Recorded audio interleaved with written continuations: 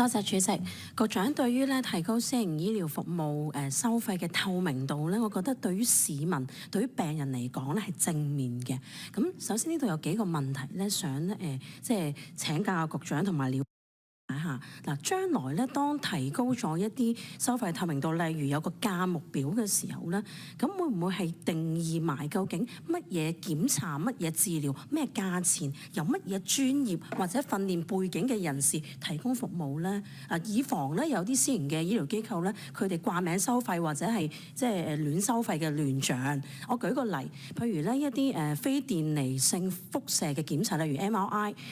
超聲波等等啦，其實現行法例上面咧係冇規定一定係由放射性診療師咧為病人做檢查嘅喎，但係咧 MRI 嘅收費咧，局長就萬幾蚊到3萬幾蚊，你唔同部位唔同醫療機構又唔同嘅喎。其實病人嚟講咧，一般係唔知道咧係邊個幫佢哋做 MRI 檢查嘅，係咪擁有呢個放射性診斷師專業嘅咧？冇人知。咁所以咧，醫生建議病人去做呢啲相關檢查嘅時候咧，佢哋自然就會去啦。對病人嚟講咧，冇太多嘅認知㗎。咁所以咧，病人如果支付咗呢個以為係放射診斷師級別嘅檢查費用，但實際操作可能係一個我訓練咗幾個月嘅普通職員。咁所以喺呢個定明收費上面，或者一啲價目表上面，會唔會同時列明就係乜嘢嘅檢查、乜嘢嘅治療，由乜嘢專業、乜嘢背景嘅人提供呢？而唔係我由放射診斷師或者由普通職員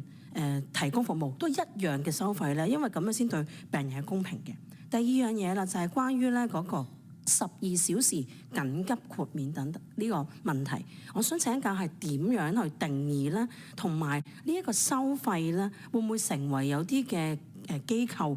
即係收費黑箱嘅後門咧？譬如果醫院以一個情況緊急、好緊急啦、好危急啦，申請豁免提供預算。咁如果術後收取嘅費用較同類嘅手術高出好多倍，咁局方點樣防止相關嘅醫療機構濫用緊急嘅條款呢？即係會唔會係即係以超出預算2成嘅做法啦，或者係要求院方同呢個病人作書面解釋？如果發現唔不當嘅豁免，有冇個追溯？點樣去罰款？係冇追溯期？同埋會唔會建立一個第三方嘅醫療審查機制？對於呢條例作事後嘅抽查咧，最後呢個咧就要請教一下嘅就係私家醫院如果最終收費咧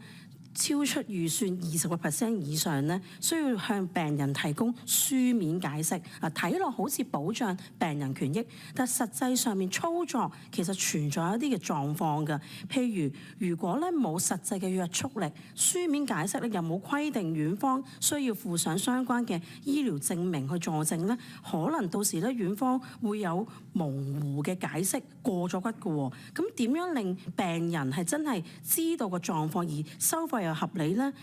因為當中咧10萬蚊，如果超出咗19% 咧就唔使解釋；如果預算10萬蚊超出咗20% 咧就需要解釋喎。咁當中如果19% 嘅超支可能係巨額嘅差價，咁點樣先合理咧？呢度想局長咧解釋一下，唔該。亦都係時間唔係太多，如果答唔晒，可能書面都局長。我哋都